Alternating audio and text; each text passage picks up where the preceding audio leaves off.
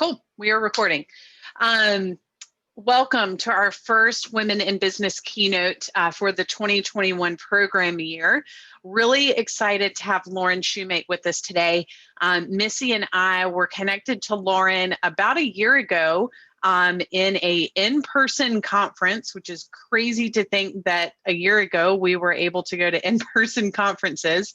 But here we are a year later having a virtual webinar. Everyone is at home in their comfy clothes. They might have some dogs or children or doorbells ringing, who knows, happening in the background.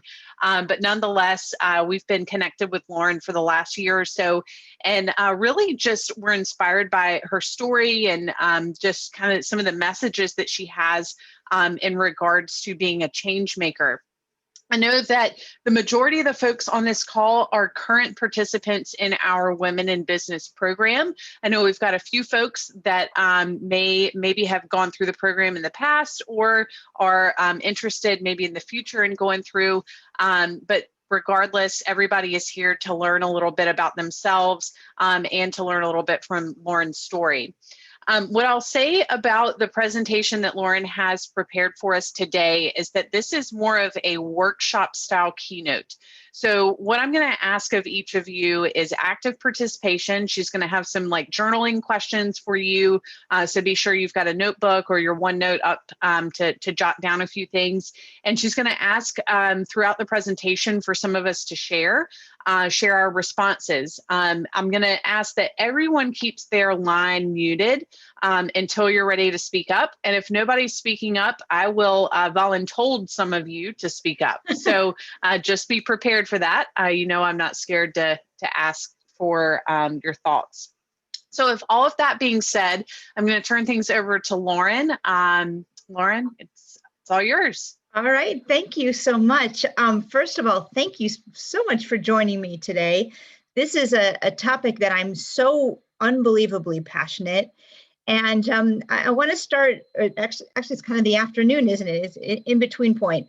I want to start by introducing myself, and it always makes me laugh of what the first slide is on a presentation. The person looks absolutely perfect and has all these fancy titles, and it just cracks me up. So when I started to write my titles, I'm like, yeah, I'm a VP of marketing and I've been on executive teams and I'm a board member of St. Jude, which sounds really impressive. But really I'm a mom, I'm a stepmom, and I'm an advocate of women. And in this session today, I want you to kind of take a journey with me of your own self-reflection of who you are and what labels you put on yourself and ultimately who you want to be to make change. And so you can see me in front of my bed. I never knew when I met Lee Wallace and Missy that I would be doing a presentation in front of my bed in my bedroom. But honestly, this is me. I own my crazy, my hot mess. If you can see, I'm here in this picture. This is one of those snow whitening systems that I watched. I saw an Instagram ad and I had to have it, and it does work pretty good if you're wondering. And then this is me rolling out of bed, putting lipstick on because I was laughing at myself because I was like, I look horrible on my glasses on. I'm going to put some lipstick. And then there's so many colors, there's so many dimensions of who we are as women, and we have to own it. And one thing that makes me very passionate about speaking to women's groups is because for so many years in my career, and I'm a very driven person, I just didn't own it. I didn't own myself. I have a career that I've worked on almost all male-dominated teams. 13 years of my career was as a saleswoman, where I was the only woman or maybe one of two on a sales team. And in recent years, being on executive teams for various technology companies, I literally walk in a boardroom and I would be the only woman. And so what do you think I would do? I tried so hard to be a man. I tried so hard to not be so silly, not be so emotional, not cry in meetings. I tried so hard to communicate like a man and act like a man and show that I was strong. And you know what? It doesn't work. It doesn't work at all, because your authentic self comes through and tells you and reminds you who you need to be. And so through my journey, and I hope that this is helpful to you and get you thinking about your own journey, but through my journey, um, I had the opportunity and realized I was quite passionate about women in business because I didn't want them to be the fake and the phony that I was for so many years in my career. And I got the opportunity to do a speaking engagement on stage at a women's conference, and about 80% of the women were women of color. And I went and did this very, very passionate presentation. Some of the material you'll be seeing today. And this woman came up to me afterwards, and she was the president of United Nations Women in the Triangle. And she said to me, she goes, "You're a change maker. Like, you inspire people. That's like a powerful gift that you have." And I was like, huh? Me? I'm the hot mess that looks like the slide. Like, who am I? And through the years, and especially reflecting on the complexities of the last year, I realized that we all have so much power. And what's so ironic, especially to me, is that I'm a marketing executive and I specialize in public relations. And I spent countless hours on phone calls with reporters. And do you think I ever spoke? Do you think they ever interviewed me? Do you think I ever had a voice? Well, the truth of the matter is I didn't. You know why? Because I was like, what do I have to say? Like, what am I a thought leader of? What do I have to offer? And so what I want to do today is I want to help you to understand what you have to offer and how you define yourself. Okay? So I'm going to start off. Well, actually, let me tell you one more thing of reflection. One of my dearest friends, her mother has a saying that in every woman there is at least one book. And if you think about your story, if you met somebody new and you told them their story, certainly there's at least one book, out of that particular story. We have so much to offer that, and sadly, for so many reasons that we'll be talking about today, we don't bring ourselves forth and we don't recognize our power that we need to. So that's what today is really all about. So with this said, let's dive in. And let's ask ourselves, are you a change maker? So I guess, first of all, let's talk for a minute, and I'm going to ask questions of the group, as Lee Wallace warned. But the question is, and there's no wrong answer to this, what do you think a change maker is? When you see the word change maker, what does that mean to you? Does anyone want to take a... Just somebody that's passionate about something and puts a lot of work into what they're passionate about. Mm-hmm. I was going to say someone that's an influencer, that wants to motivate and elevate, others around them as well. Love someone that's not afraid to make some noise. Mm-hmm. Absolutely. I love this. And you know what? What's funny is that being a change maker can be even as something as simple as smiling at someone. We have so much power as human beings to make people feel good. And for people, I mean, honestly, a smile to someone can completely change their day. So imagine what a concerted effort can be on being an influencer and doing other things. We'll talk about some ideas later in the presentation of things that you can do. Great. So again, the question is, well, what do you have to offer? And we're going to bring that out of ourselves today. And then what's holding you back?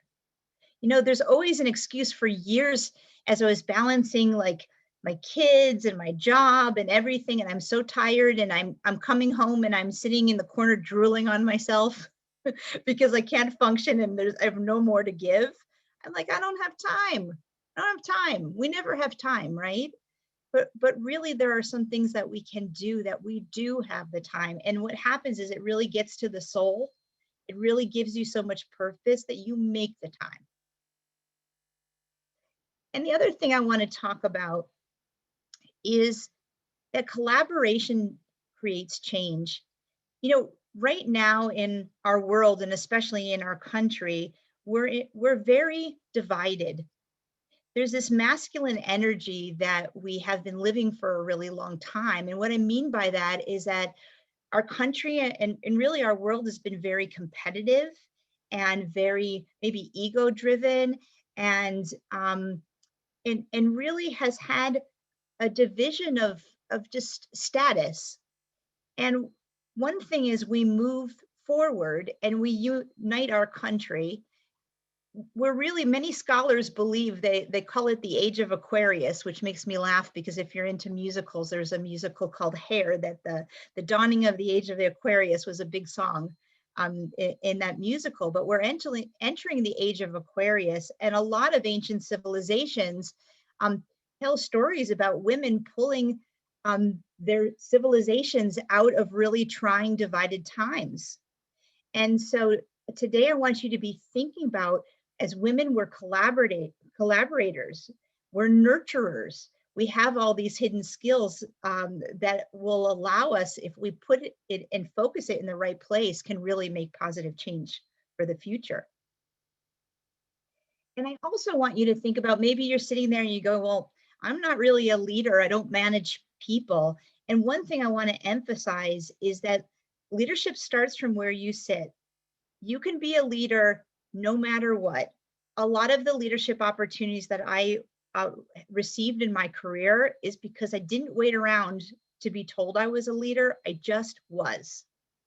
So whether you wish to be a change maker within your organization or outside of your organization, just know that you're a leader, and leadership is in your heart. It's not a fancy title that someone gives you. Okay. And the biggest thing is that change starts with knowing who you are.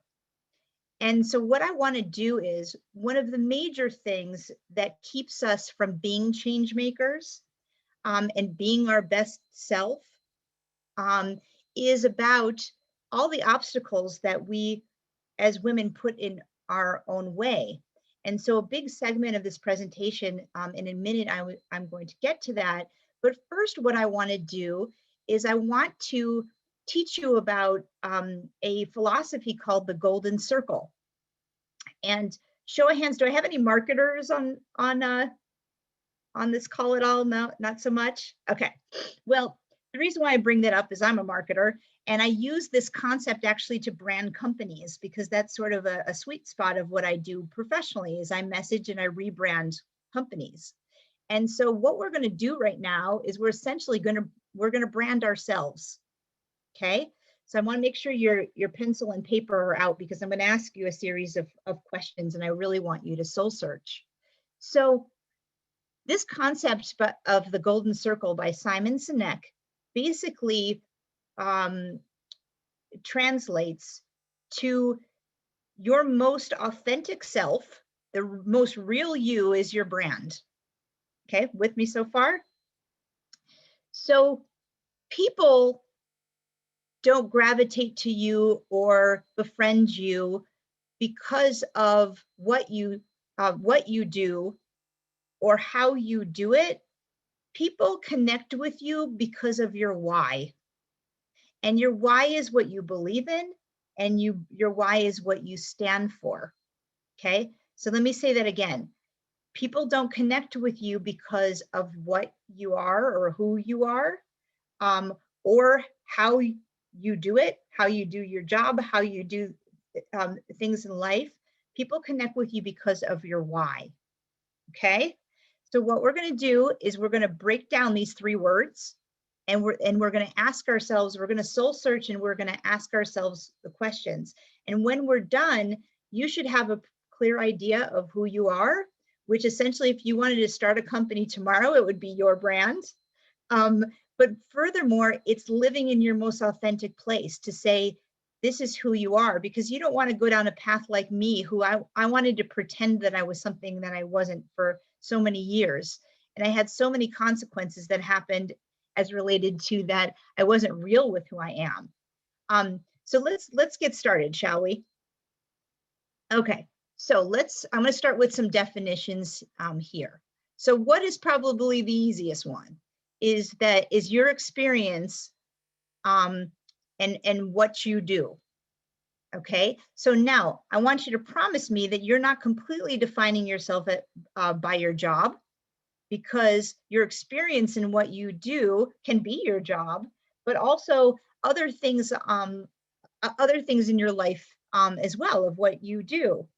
And by the way, what comes out of this exercise a lot, and what did for me the first time I went through it, is that I defined myself by my job. And so it's great if you really love your job, but it's not necessarily your purpose. And so, although you can have some characteristics, so we're gonna unpack this a little bit together. So first thing I want you to do is define your what. Who are you? What's your experience? And what do you do? That should be the easiest one. Okay. So I'm going to move on to the next one. Okay. Now it gets more interesting, the how. Okay. Your how is the way you work and the natural strengths that you bring to every situation. So let me unpack this for a minute. This is how I like to explain your how. What is your superpower? Okay, so few things. Your superpower, it's funny, I've led a lot of teams that I've asked, and women's groups that I've asked this question, and a lot of women have a lot of difficulty in it mostly because they don't ever own what they're good at, or things that they're good at they take for granted.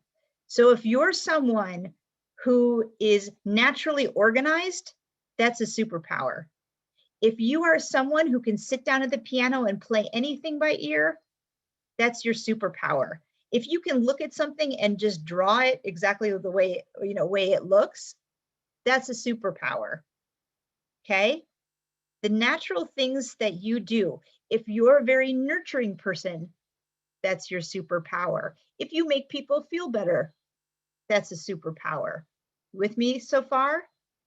Okay, that's getting back to the definition, the natural strengths you bring to every situation. Does anyone want to share what their natural strengths are? I'd like to stop for a minute because I do want this to be interactive. Share what's your natural strengths, one of your natural strengths. Who wants to go first before Lee Wallace picks on you? I can go. For me, I'm like naturally super detail oriented. Like I'm always the first to notice when something is wrong or something needs to be fixed. That's awesome. I'm absolutely the opposite of that. So I so respect that as a natural ability. That's great. What else? I think that everyone's my best friend. Well, and you know what? I bet you're very intuitive too, and that's quite a strength as well. And you see the good in everybody. What else? These are great ones. I have one. I can find the humor in stressful situations. That is a super good one. Yeah. I know, because I live with people who freak out in stressful situations, and there's nothing worse. Yeah. They need people like you. Thanks. What else? Anybody else wanna, before I move on? Kayla Jane, what's your superpower? I'm very optimistic. I always see the positive side of things. That is invaluable. That's awesome. We've got some really good ones today. Cool. Well, okay. So we're making headway here. All right. Now it's for the tough one. And I will tell you the things, I'm very impressed with the things you came forth, because a lot of times, again, going through this exercise, I've had to have people go back to their families or go to their colleagues or their friends and go, what am I good at? Like, what am I naturally good at? It's always been something that people have difficulty. Okay. So, all right, here's your why. And this is pretty important. Your why is the essence of who you are. Your why is your purpose, what you stand for as a person. And this is something I always encourage people to go back to their childhood and think about their younger self, because I think sometimes when life gets serious as an adult, we often forget the essence of who we are, and we become so defined by our work. So I really encourage you to think about, like, what do you like love or really want to fight for, or just that really makes a difference, that and says, this is so me. This is something that is really important to me. Anyone want to volunteer some?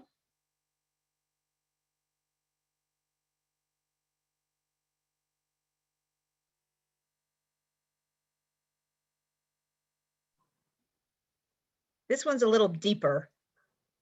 This one you get. Oh, I can go. This is Okay, Tracy. go ahead. Hi No there. shyness I here. think for me, if I really think back, and I'm made up a lot of these different things, the nurturing, the caring, the intuitiveness, all of that. But then when I think about the why, for me, the biggest why is I want everybody to feel included. Like, that's my why. That's really good. That's really good. Again, as I talk about sort of this female energy we're feeling in the world, to have a skill like that, to make sure that, and also as we think about diversity and inclusion, being someone who naturally feels very strongly that people need to have a voice and be included is a very, very strong why. I love that. Thank you for sharing. It's funny, when you were sharing that why, I was typing out mine, and mine was similar. I was thinking back to my childhood, and I was like, I was bullied a lot. I wasn't included a lot. So my why is more so like validation. I like to make people feel important and validated and special and happy any way that I possibly can. I love that, Kelsey. I had a friend tell me the other day that her why was that she was a voice for the voiceless. And write that down. I thought that was the most eloquent way to describe, similar to what you just mentioned. I think that's really powerful. I love these so much. Please speak up and any more. I would say for me, I was thinking along the lines of commitment and integrity. So, if I commit to someone or to something, or, I promise that I'm going to do something or want to do something, like, I'm going to make sure that happens. I love that. There's a lot to be said about that, especially in this world. Awesome. These are so good. Anyone else want to volunteer?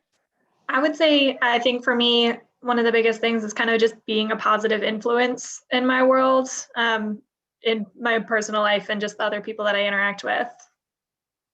I love that. I love that. I think the biggest thing for all of you is to think about how do you translate that? How do you translate that into to action? And we're going to talk about that in just a minute. But I love these things. And what I love is that they're beautiful female qualities. They really are. We can't even help it. Like, we can't even pretend we're dudes, right? We really can't. Anyone else want to share before we move on? I know it's pretty similar with Kelsey and Tracy's. I want people to feel comfortable enough to be like the fullest expression of themselves, to feel seen. Yeah. Yes, I love that. And I don't know if there's any men on the call, and I hope that there are, but if you are, I'd really love you to soak this in, because it's so interesting, especially in the corporate world. We often hear very male-dominated leadership qualities. We often hear like, you need to have thick skin, or you need to be tough, or you should be aggressive about that, right? I hear this stuff all day long. But you really never get enough respect for being collaborative. You never get enough respect for being inspiration, right? And so we can't change things in the corporate world unless we have more men who are allies and advocates to understand, wow, that woman is an amazing collaborator. Look what she's done to combine all of these departments, right? And it's so funny. My whole career, I've sat back and I'm like, you wait, you see, like it's the power of women is just, it's just magical, really. So I love hearing all of these whys. Let me take a minute to share some of mine, and I'll tell you what, mine's been a bit evolving. So when I explain my what as I had started this presentation today, I'm a mom, I'm an advocate for women, and then I'm a marketing executive last. And one thing about me culturally is that I'm biracial. My father's side of the family is Hispanic. I was born in Spain, and I grew up in a bilingual home. And for me, that's a big part of who I am. And culturally, through the years, I even hid part of myself. I changed the way that I talk. I changed the way Latinos are very passionate. So, I mean, I had to like have a lot of, they call it code switching, when you kind of change your behavior depending on the audience. And I think as women, we code switch a lot. Again, as I talked about, and we'll talk about some of the qualities of women that often we feel we need to change.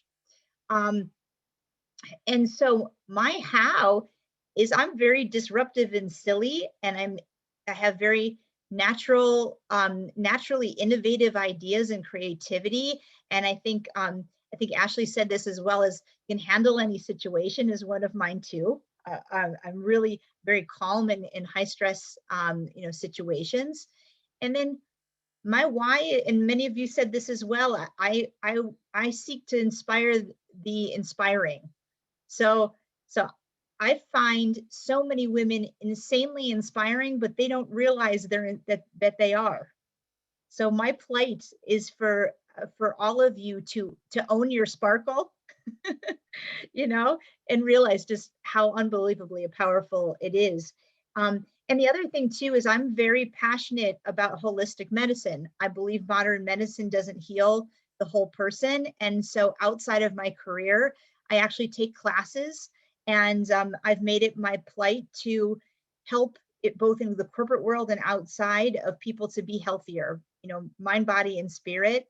And I'm a very spiritual person. And I believe that what you put out is what you get back. So my whys, I've really worked to develop them where they just have a great deal of depth, where I think about how I'm going to put them to action. Okay, so that is, I hope that's helpful. I'm going to move to the next section, which I think you'll find very eye-opening. And again, if there are men who are on the call right now, this is going to be really valuable for you. One of the things that we struggle so much as women to be change makers and see our light is that we have such limiting beliefs and behaviors. And for the men on the call, if there are seeing and understanding these limiting behaviors in women can really help women to nurture their careers and speak up. So, and also if you have daughters or wives or what have you, I think you'll find this section to be very valuable. So first of all, this is something that I've always felt was very profound, but that we don't talk about enough. One of the biggest challenges that women have is how we are, and again, these are generalizations, and many of these might apply to men as well, but one of the biggest challenges, and I'm very well read in social science, this is something I'm very passionate about, is if you think about your childhood, many young girls are told to behave themselves, stop being bossy, stop being, be polite, put your skirt down, don't get messy, right? You're heard these things your whole childhood. I was even a tomboy. I was a pretty messy kid, which I think maybe contributes to my leadership a little bit, but I was still told those things too. And I had a younger brother, I have a younger brother, and you know what? He was crazy. He was crazy because little boys are allowed to be crazy, and they're like, oh, he's crazy, right? And so I don't know if any of you have brothers or you know what I'm talking about, but the standards for boys and girls in our society are just different. And you know what happens is that those little boys grow up to be innovators and risk takers in business. And then us women grow up and have a lot of difficulty because we're so afraid of getting messy. You with me so far? So this is really quite fascinating. So if you're a mom and you're bringing up children, or you have nieces and nephews, or again, if you're a dad who's on this call and you've got sons and daughters, like if we keep raising our sons and daughters the way we are, we're going to continue to have this inequality for women. And so what happens is that in women, we try so hard to be perfect. Okay. And we have to start by owning our imperfections. I had to own the fact that I am messy and I'm ridiculous and I say dumb things and I'm silly. And you know what? It's kind of cool, right? I trip over my own feet all the time and I totally own it. Okay. We got to own ourselves. And you know what? Our perfection's getting in our way. It really is getting in our way. And some of you, if you describe yourself sometimes, if you describe yourself as being organized, as an example, that is a great natural ability. But sometimes organization can take the extreme, like any habit, and it can become perfectionism. Okay. And so what happens a lot of times is men in the workplace are big risk takers and innovators because they aren't so focused on being organized and perfectionists, and then they put themselves out there and they don't necessarily care the way women do. You with me so far? Okay. So what happens in a lot of women's careers and what keeps us from being change makers is that we're so busy being perfect and we're so hard on ourselves. And so we really have to let go and really trust. This is pretty heavy. Are there any questions about that or thoughts? Raise your hand if you think that you often try to be perfect. Yeah, it's bad, isn't it? It's bad. And it's funny because men are wired a very different way. And again, I really feel and have read enough to just equate it to how they're raised. Okay, so let's take this to another place where is a big hurdle, not only by what women do to ourselves, but also just biases in general. This is a really big topic for me. Women have such a hesitancy to speak up. And what's interesting in the research that I've read, a lot of the reason is because, and this is, I'm totally guilty of this too, is some of the reason is because we feel like we can only speak up if we know that our answer is right. Back to the perfectionism I was talking about a minute ago, it kind of makes sense, doesn't it? Right? And so we sit there, and research also shows that if a woman is in a room with all men, they will almost never speak up. It's like we just kind of lose our power. We just feel like we're just outnumbered. And more women that I speak with, if you walked into a room of men and you are the only women, you'd be extremely self-conscious. I still am. So what's to be learned here? It's that you need to be that woman that speaks up and put yourself out there, because that's the only way another woman's going to speak up and another woman's going to speak up. Okay. And so we've got to put our childhood aside of where we were told to behave and told we had to be perfect and everything. And we just need to be bold, and we just need to use our voice, because if we don't, we won't make change in the workplace, and we won't make change in life. And so I can't overemphasize. Now, research shows that there are so many biases toward women that keep them from speaking up. Men interrupt women more. Women are not treated with as much authority as men. There are a lot of times, because they're so outnumbered and they don't speak up, and that there's just really unequal talking time, for women. So we can't necessarily change how men perceive us, although feel very positive the world will change and shift with education toward men and with just equality in general. we can shift our attitudes about how we deal with that. So number one, we can speak up. Number two, there's another major theme that's very dear to me that's called warrior energy. So you know when you have these discussions with women and you're like, I'm trying to be assertive, but I just seem bitchy? You know what I'm talking about? You're like, yeah, how come when I speak up, I sound bitchy, and that guy is like, has bad temper and they never call him bitchy, right? Excuse my French. But let's pick this apart a little bit.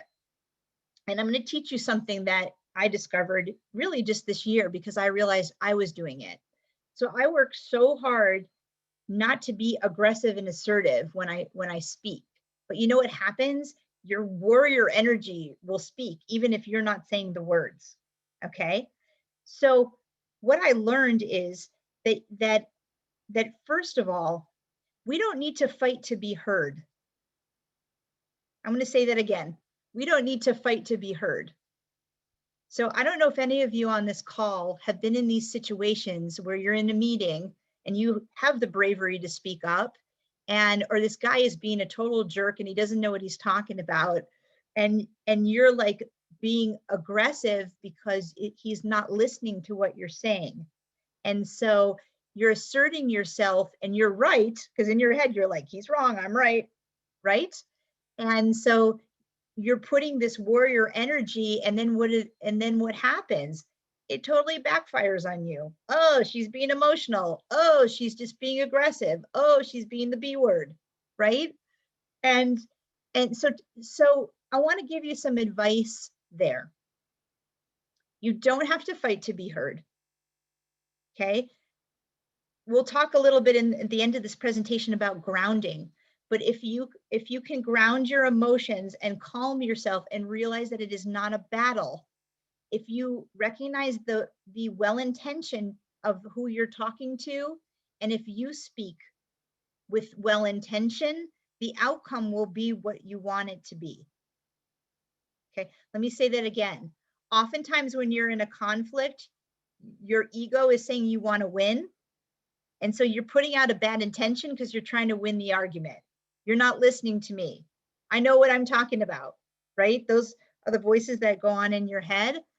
If you take a step back and you calm your energy and you approach it in a different way, where you're saying, this person's not quite understanding me. I really want them to understand. I really believe in what I'm saying. And I think when they understand, then they'll have appreciation for where I'm coming from. That switch in the when you have a well-intention versus when you're out to win will have a profound effect on being heard. Does anyone have a question about what I just said? Because it's pretty deep, but I'm telling you, it's a major problem I see from women. Any questions or comments on that one? I was just gonna say I can totally relate to that feeling of like being, so I have a lot of male friends, and we've definitely had conversations where I end up getting emotional because they don't agree with me or they don't see it my way, when in reality it's like nothing personal at all. And if I probably said it the way you just explained it, you know, your point gets across in a different way and probably in a more effective way. So that's just really interesting. I never thought about it that way. Yeah, I'm very emotional. It's been something I've tried to hide my whole life, and it doesn't work so well. And so I recognized that I needed to own it, but I needed to stop fighting. And to your point, that's what we do.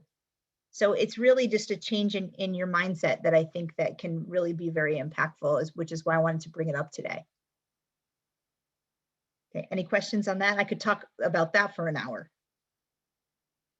All right, I'm going to move on because I've got a lot of material, but okay, here's a big one too. You hear it, imposter syndrome. Women have imposter syndrome, right? It's like every article is about that right now. I think this topic is fascinating because women don't own their achievements, and most women think that when you get a big job, you have to know everything. I'm a head of marketing, and this research firm, Serious Decisions, says that 80% of marketing leaders learn on the job.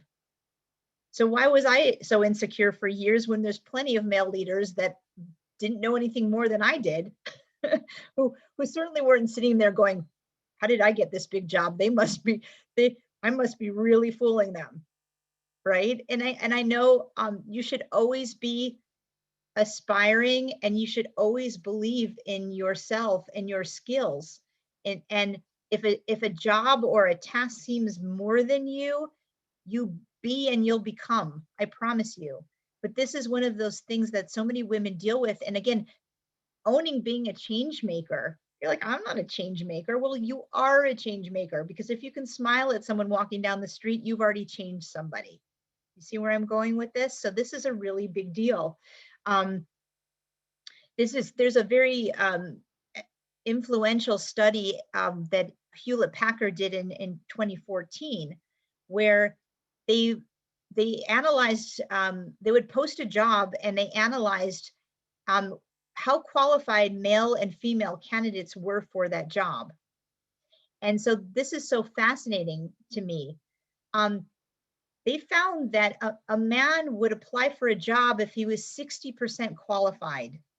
Does anybody know what percentage of qualification that women needed to apply for that job? Has anyone heard the study before? Any guesses? All right, I'll tell you. Oh, go ahead, Kim. I was just gonna say like 90%. That's a good guess. The actual answer, 100%. That's sad. That is really sad, because you know what? The problem is in here. The problem, so it's not that there aren't biases out there, there are.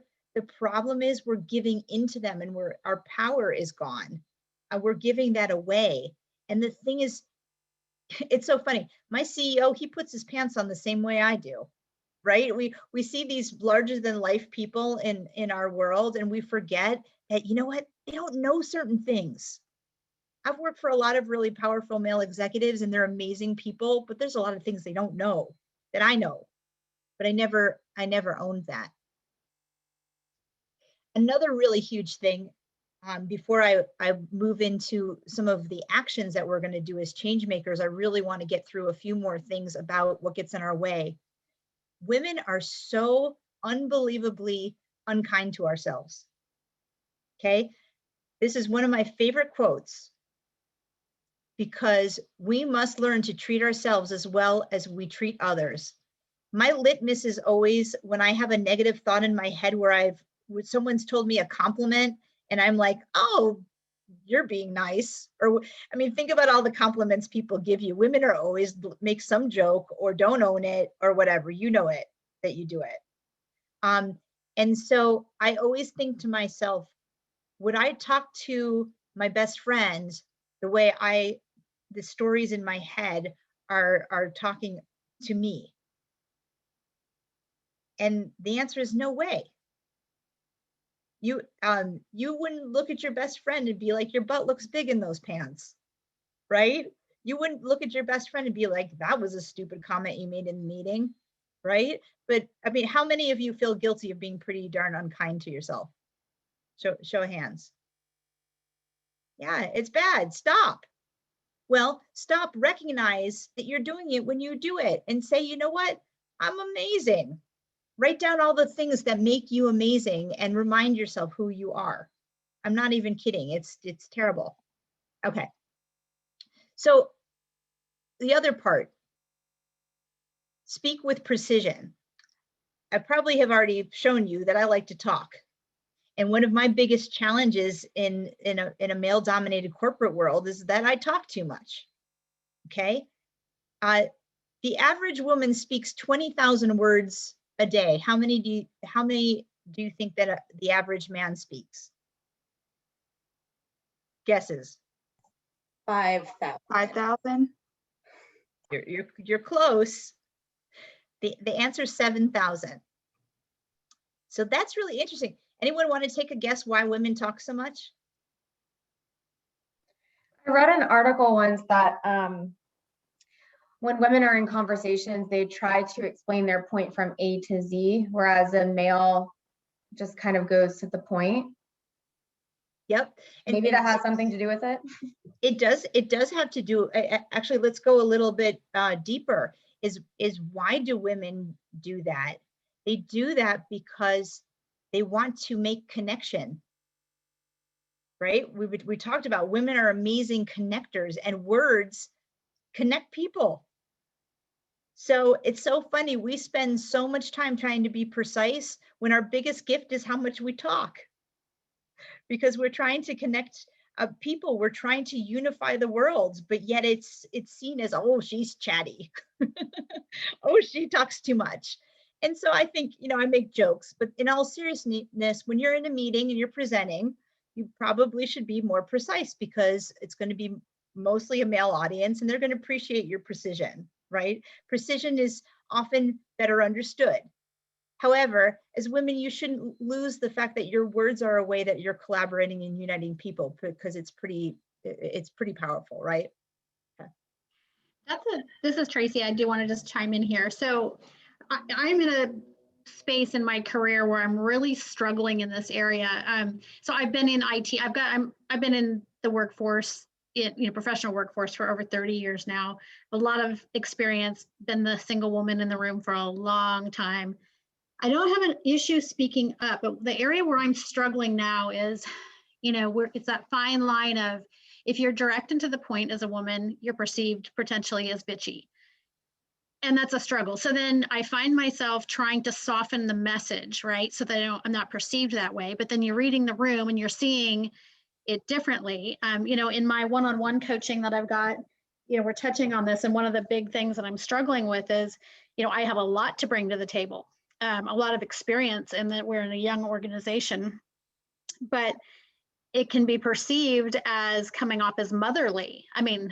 Is what I was told. And so perhaps I have to change the narrative. So I'm like, for me personally, everything that you're saying is so true and so spot on, but then there is that fine line that we as women are still having to walk. We've come such a long way in the 30 years that I've been in the industry, but it is still, some days, I'm very optimistic. Some days I'm like, yeah, look at how far we've come. Other days I'm thinking, oh my gosh, I'm over this. I just want to get my point out there and be done and move on. So anyway. No, Tracy, this is excellent. That is such a, I go back to, because I've struggled with this for years, and I still do. I still do, because because the world is the way the world is. However, I reiterate, if you're your most authentic self, you don't have to worry about the words so much, okay? Number two, if you are firm in your intention, meaning, again, you stay well-intentioned when you speak to people, then that aggressiveness will subside. And those two things alone make a very big difference. And I have a third advice too. You can't control people as much as you'd like to. I love to manhandle everyone to do what I want, but it didn't work so well, right? But as women, we try to control things, especially powerful women. We feel that controlling things will help our plight. But the truth of the matter is, the only thing we can control is our reactions, okay? So controlling your reactions can be very powerful. I often feel like, even today, that I'm in meetings where I cannot speak up because they don't want to hear what I have to say, because people aren't where I'm at, okay? Because that happens sometimes. Like, they couldn't be as bold as I couldn't be as bold as I wanted to be, because I know it's not going to be well received. So what I do is I choose not to speak up. Okay, do you see where the difference is there? You can choose not to react. So what I do is I sit back and I laugh and I go, haha, they're not where I'm at yet. I can't wait till they catch up to me. Well, yeah, I agree. I do a lot of that. I don't think I've ever come across, I'm always well-intentioned. But like you're saying, they're perhaps not where I'm at just yet. So I do. Don't change who you are. Again, Yeah. I tried it and I was like, oh God, there's going to be so many consequences for being me. And you know what?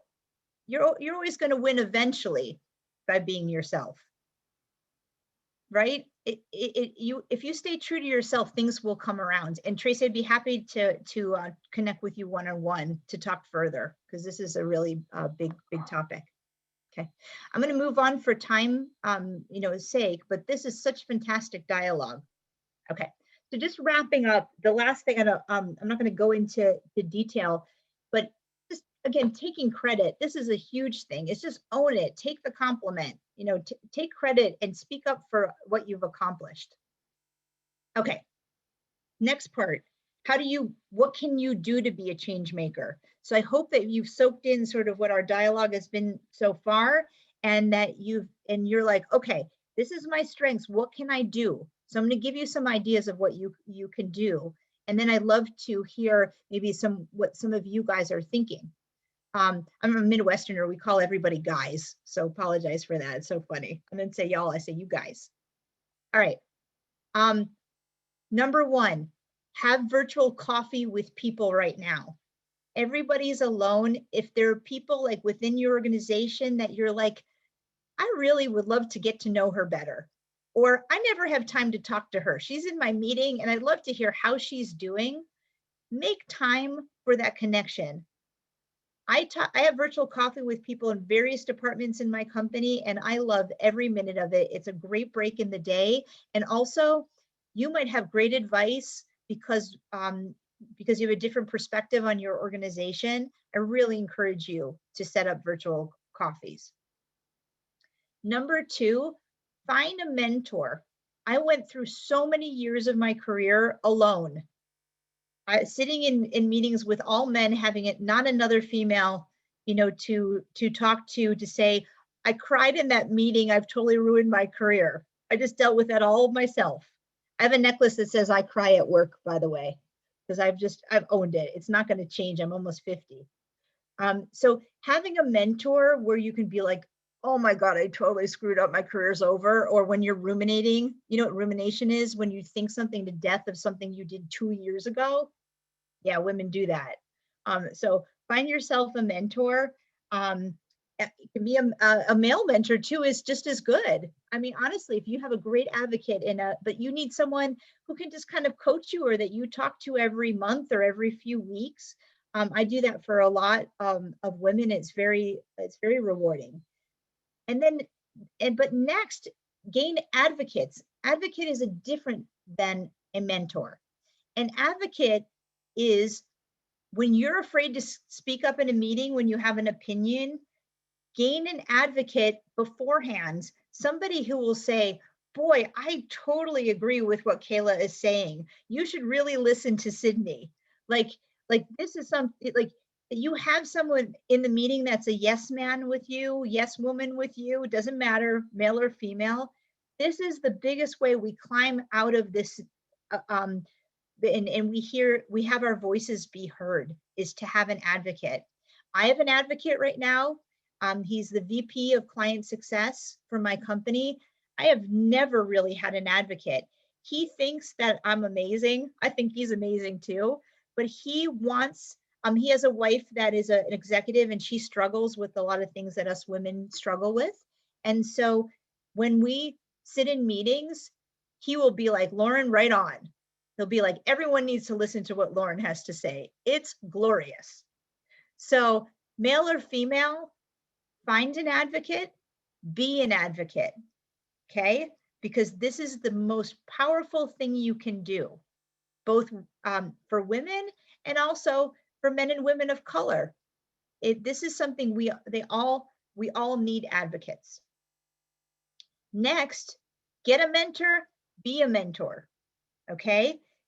You may be sitting there and say, I don't have that much corporate experience or anything.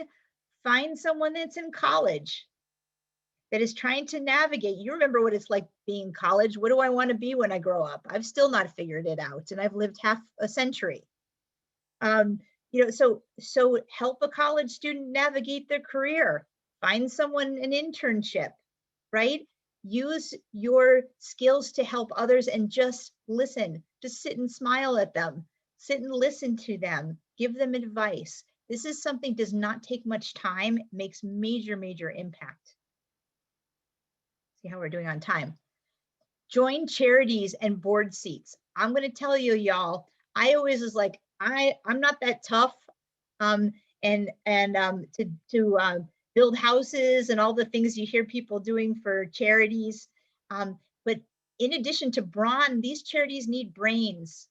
And if you go to volunteermatch.org, a lot of these charities out there, they need people to sit on their board. They need people to think through their businesses strategically. And there's so much you have to offer. And it's amazing because they're not always that business savvy. And so you can make a very major impact. And it's something I encourage you to start early in your career, because it's great to have, on your LinkedIn profile, but even better, it's great to help people and use your business skills for good. Okay. And lastly, build your network. I was in a situation where I was laid off a few times and had to find work. And what I started doing is reaching out to people for help. And before I knew it, I knew so many people. And then what happened was the people who helped me, I was so gracious that I was like, I need to pass this forward. So then all of a sudden people were coming to me, or when the pandemic started, I reached out on LinkedIn, I put a shout out. If you need help finding a job, contact me. I'll look at my network and see who I know. I had about 13 people during this pandemic that are all employed. And it was all through my network. And again, I am nothing special. I just know a lot of amazing women that I've come across just through speaking engagements like this, or great places I've worked that were willing to help people that were in need. And you have that power too, but it starts now, and it doesn't have to be artificial. Okay, it can be something you just reach out to people you like, and the rest happens. Okay. For time's sake, I have a few other things I want to leave you with, just because they're important to me, and I think that they'll be very valuable to you. Final thoughts. Keep a kindness folder. When anyone sends you a note that gives you a compliment of something that you did amazing, or who you are as a person is amazing, keep it in a folder. And when you feel like you kind of suck, go to that folder and read all the things that people say about you. And I'll tell you what, you'll be just as powerful and sprinkling glitter as soon as you're done reading those things, because as women, we forget how amazing that we are. Number 2, stay grounded. Everyone is so stuck right now in this pandemic. We're floating in the air. We're sitting going, oh my God, like on this hamster wheel. Go outside and put your feet on the ground and breathe the fresh air. Take a walk, get away from your desk. And if you need to, even take a moment, close your eyes and picture that your feet are growing roots into the ground. We forget that we are on a planet and we are part of nature, and we really need to ground ourselves with the earth and stay very balanced. The other thing is stop and dance. There is nothing better than clearing the energy of like feeling stuck than taking breaks during the day, playing your favorite music, and just dance like no one's watching. I'm telling you, it's amazing. My women's group at my company, we just started doing this, posting music we love, and I'm making a Spotify playlist that I'll share with you guys. It's just stand up and just dance and just put it all out there, right? Because that's how you break up the energy. And lastly, read. Oftentimes we feel we have imposter syndrome because we don't feel like we have enough information. And sadly for women, we feel like we have to know everything to be powerful. So not that I'm advocating for that, but I think reading gives tremendous confidence. And I want to leave you with some resources that have been so helpful to me. Brene Brown, if you don't know her as an author, you need to know her, because personal development is professional development, is being a change maker. She has a few TED Talks. She's a social scientist. She's absolutely ridiculous and authentic, but so profound. If you could read one of her books besides the TED Talk, I would say The Gifts of Imperfection, because I think perfection is something, the biggest thing in our way. And then I love this book called How Women Rise. Again, so many things that we have to remind ourselves that to stay out of our own way. The last thing is my biggest cheating secret of all time. There is an app called Blinkist.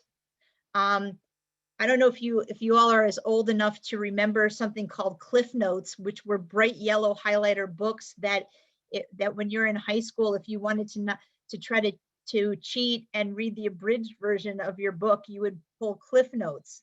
Blinkist is even for lazier people.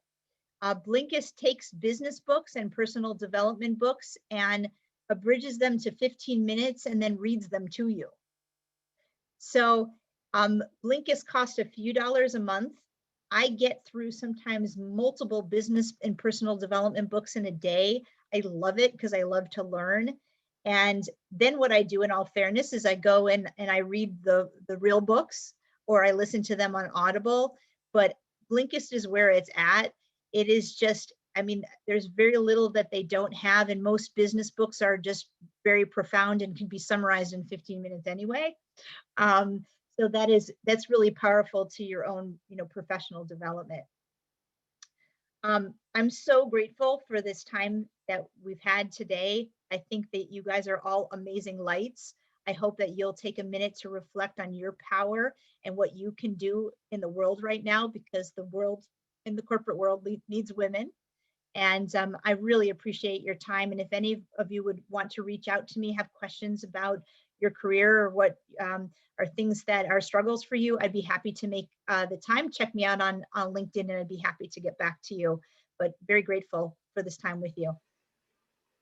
Thank you so much, Loren, and thank you to all of you for joining us today. As I mentioned earlier, I will send out the recording after it becomes available, and I'll also include Loren's LinkedIn profile in there as well. So hope you guys have. Oh, we lost her there. 'Tis the time we lead. Thank you, everyone. Have a great rest of the day. Thank you. Too funny. Thank you. Bye. Thank you.